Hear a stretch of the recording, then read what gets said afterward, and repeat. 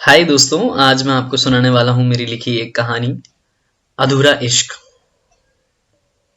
देवेश अपने स्कूल में अच्छे स्टूडेंट्स में गिना जाता था, जिसे दुनियादारी की समझ न थी और ना ही उसे लोगों से उतना लगाव था।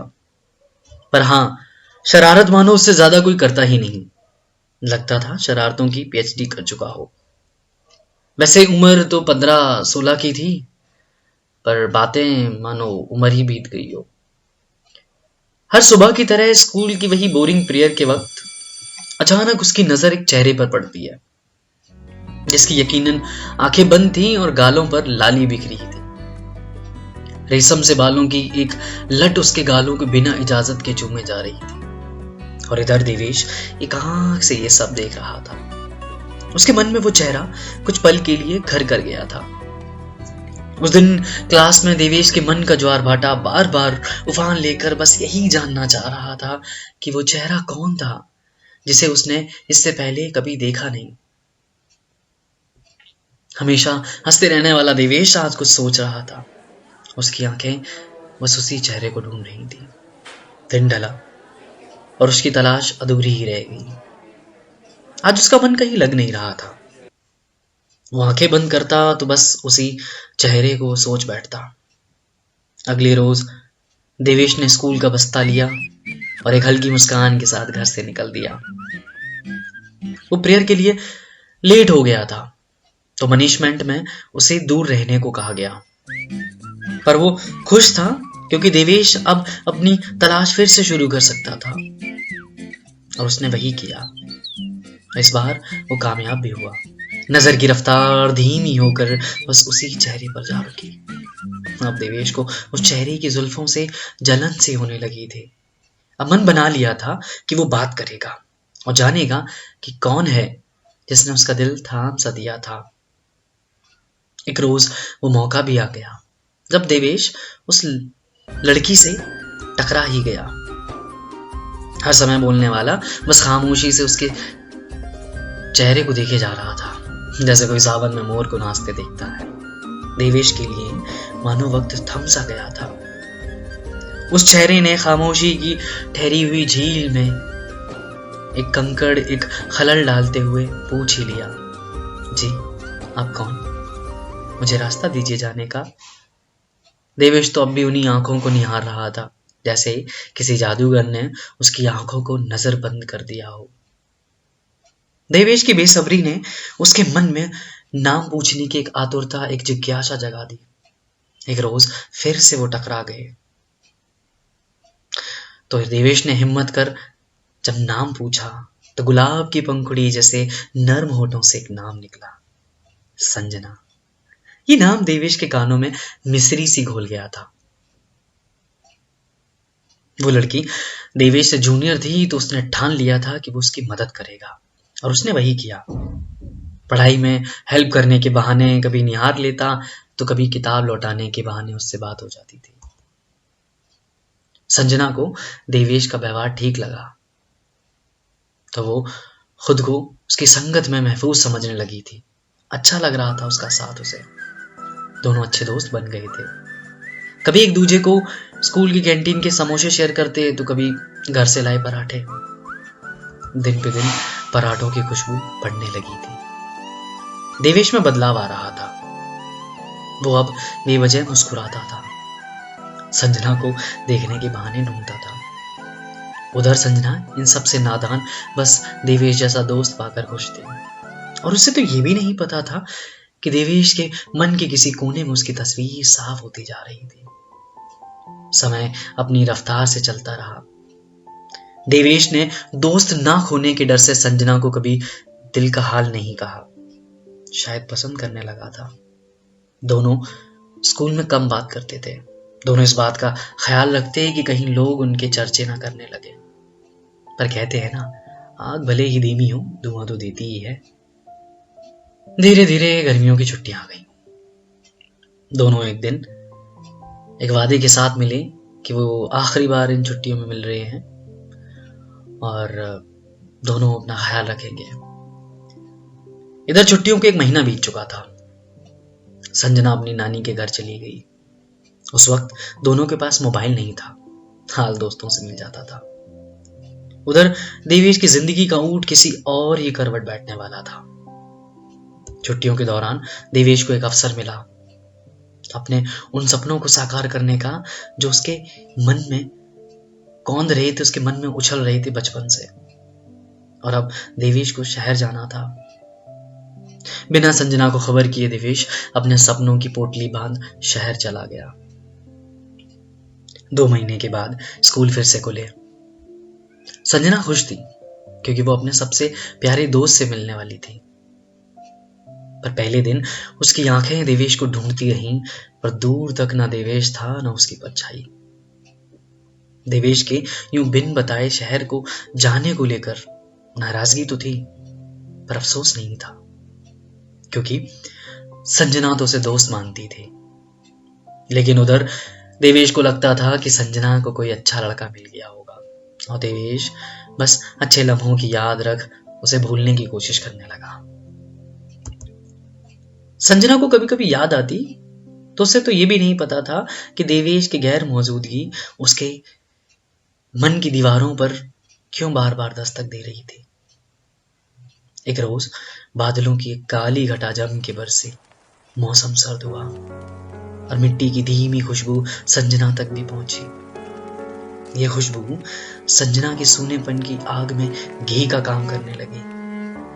उसकी सहेली ने उसको बताया कि उसे बुखार की लपटों ने घेर रखा है। अब संजना देवेश के ना होने का एहसास और अफसोस दोनों ही कर रही थी। दिल और मन के बीच जंग छिड़ी थी।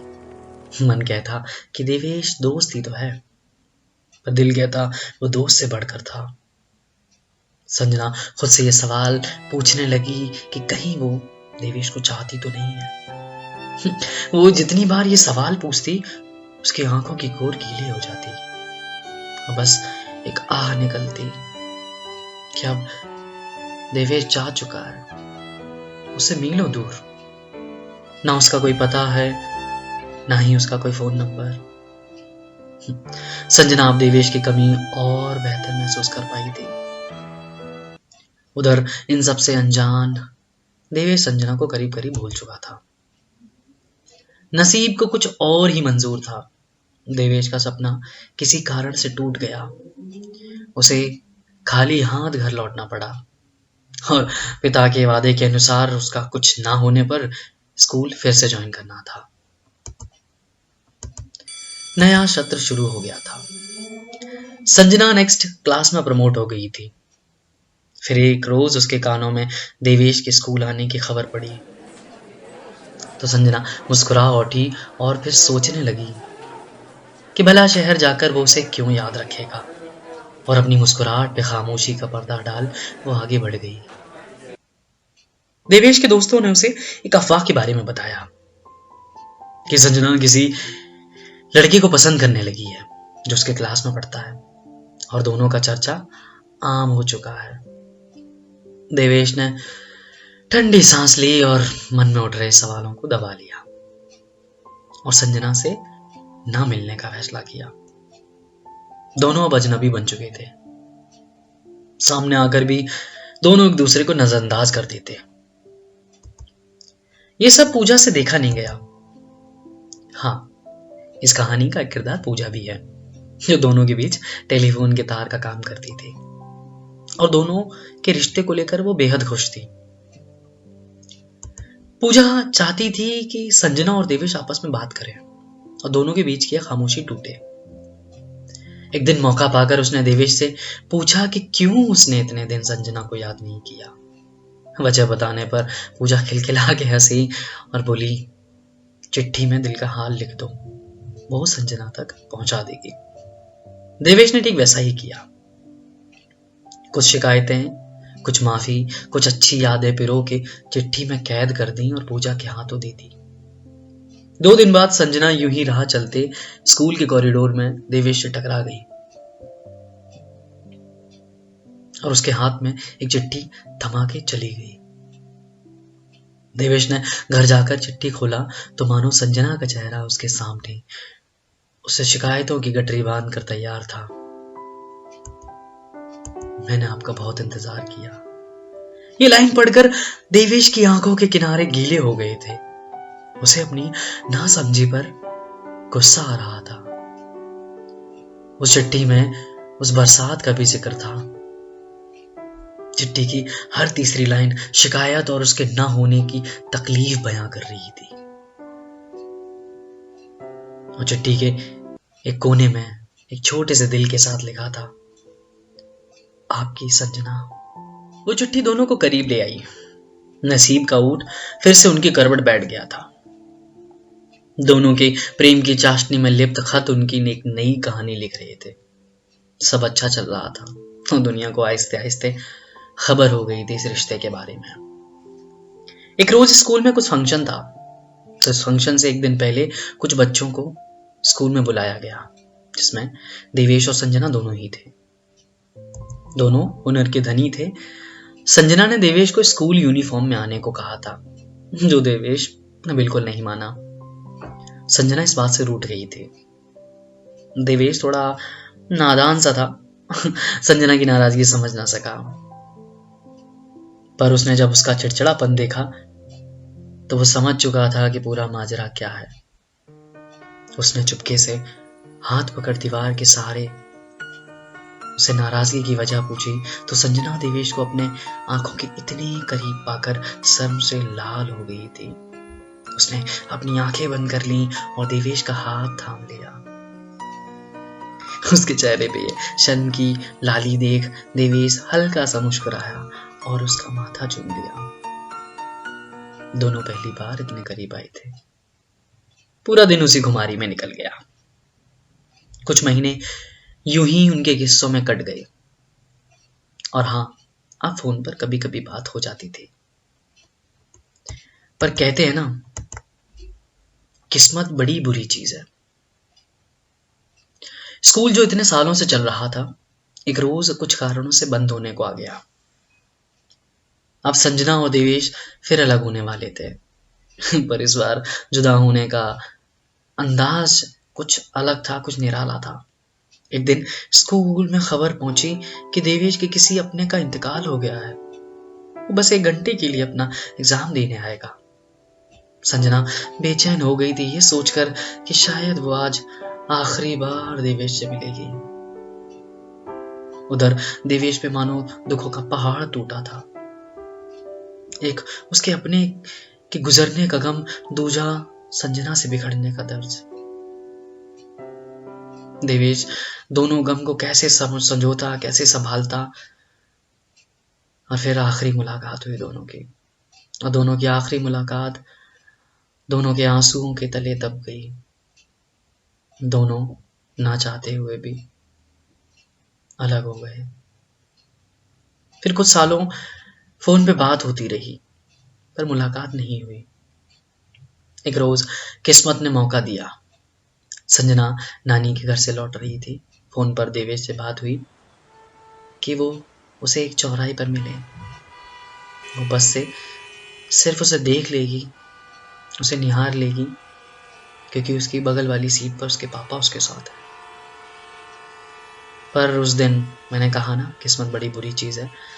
पर उस दिन उस बख्श ने कमबख्त रास्ता बदल दिया और संजना को देवेश से कहीं दूर ले गई। दोनों फिर कभी नहीं मिले और ना कभी बात हो सकी। आज भी सालों बाद देवेश उसी रास्तों पर चलते वक्त आस लगा लेता है कि शायद वो बस फिर से रास्ता भटक जाए, फिर से वो रास्ता भटक के वो उसी रास्ते से गुजरे जिससे वो अपनी संजना को देख सके। एक आखिरी बार शायद वो संजना के चेहरे को निहार सके, शायद उस चेहरे की लाली को देख सके जो उसे प्रेयर के दौरान दिखी थी। तो बस इतनी सी थी कहानी। तो दोस्तों, ये था अधूरा इश्क। वैसे इश्क तो अधूरा ही होता है, क्योंकि इनके शब्द जो हैं, जिसके शब्द पूरे नहीं हैं, वो खुद में कैसे पूरा होगा।